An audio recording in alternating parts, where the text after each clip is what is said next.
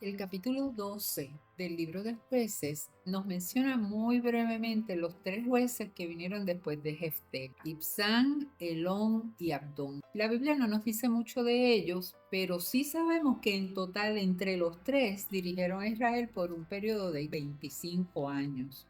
Ahora, después de esos tres, casi desconocidos para nosotros, llegamos a la narración de uno de los jueces más conocidos del mundo, tanto del mundo cristiano como del mundo no cristiano.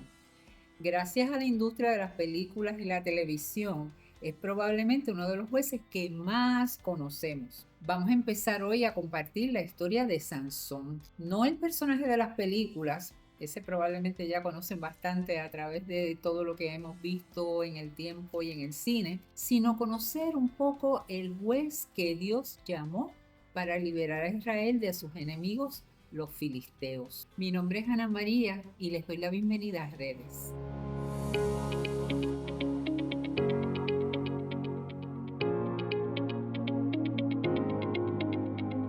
El primer versículo del capítulo 13 de Jueces nos dice una verdad que ya hemos escuchado, que ya es conocida para los que me han acompañado hasta aquí en esta serie de videos. El verso dice: una vez más, y tal vez te lo debiera subrayar, una vez más los israelitas hicieron lo malo a los ojos del Señor. Así que el Señor los entregó en manos de los filisteos, quienes los oprimieron durante 40 años. No importa lo que ustedes hayan escuchado sobre Sansón anteriormente, yo quiero enfatizar que Sansón fue el líder que Dios llamó y capacitó para liberar a su pueblo de la opresión de los filisteos, esa opresión que se buscó el pueblo mismo cuando decidieron alejarse de Dios. El pueblo sigue el mismo ciclo de pecado y liberación que ha traído hasta este momento, pero que llega el momento en que Dios decide liberarlos, y para eso en este periodo llamó a Sansón. Lo que más me gusta de la historia bíblica de Sansón es que el llamado de Sansón empieza con los papás de Sansón. En ninguno de los otros jueces que hemos estudiado, ni los que nos quedan por estudiar, se nos habla de los papás del juez, ni siquiera del pasado del juez antes de ser llamado por Dios. Es como si su historia empezara en el momento en que Dios lo llamó. Sin embargo, en el caso de Sansón, Dios nos regala un capítulo completo, la historia completa del llamado que Dios le hizo a los papás de Sansón, desde antes de nacer. Yo les invito a que fuera de este video usted relea el capítulo 13 de este libro de Jueces para que pueda ver la historia completa de ese llamado. Algunas cosas que a mí me llaman la atención y que quiero enfatizar y compartir con ustedes. La primera es que aunque tiene un papel tan importante en esta historia, no se nos dice el nombre de la mamá de Sansón. En ningún sitio de la Biblia dice cómo se llamaba. Solo sabemos que era esposa de Manoah, ese sí decía el nombre, y aunque nosotros no conocemos su nombre, Dios sí la conocía y conocía su nivel de fidelidad y de compromiso. Lo segundo es que la historia nos habla de unos padres que eran sensibles a la voz de Dios, que eran obedientes, que estaban empeñados en cumplir la voluntad de Dios en sus vidas y para su hijo. En resumen, la historia bíblica nos dice que el ángel del Señor se le apareció a la mujer y le dio instrucciones respecto a su futuro embarazo e hijo. Recuerdan que en algún segmento anterior, por allá por el cuarto video después que empezamos este libro de Jueces, hablamos de lo que significa el ángel del Señor, una teofanía. Por si no vieron el segmento o no se acuerdan, eso fue en el llamado de Gedeón. Y les recuerdo que el ángel del Señor no es un ángel común y tampoco es Dios en su majestad divina. Cuando se habla de el ángel del Señor, se refiere a una aparición de Dios en forma visible, como si fuera un cuerpo físico, pero Dios mismo.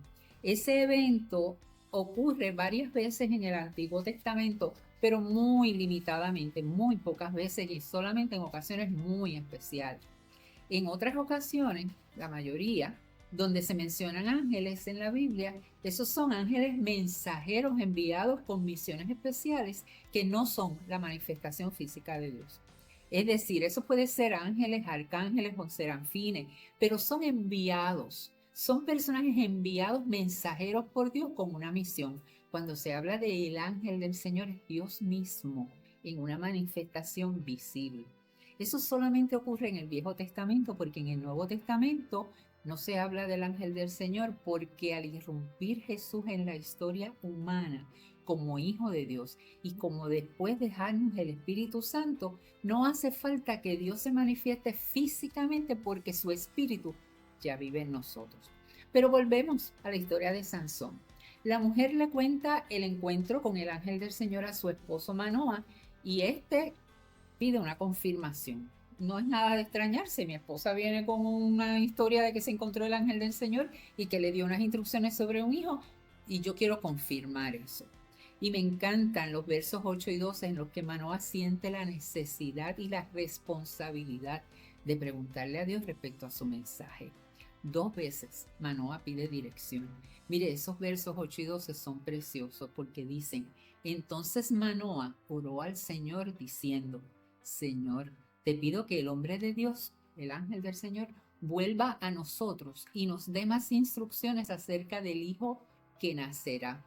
Se fija usted que ya Manoa está dando por cierto, por que va a ocurrir. Él sabe que va a ocurrir, que van a ser un niño. Eso él nunca lo puso en duda. Y su interés de hablar de nuevo con el ángel del Señor es que le diga instrucciones acerca de ese hijo.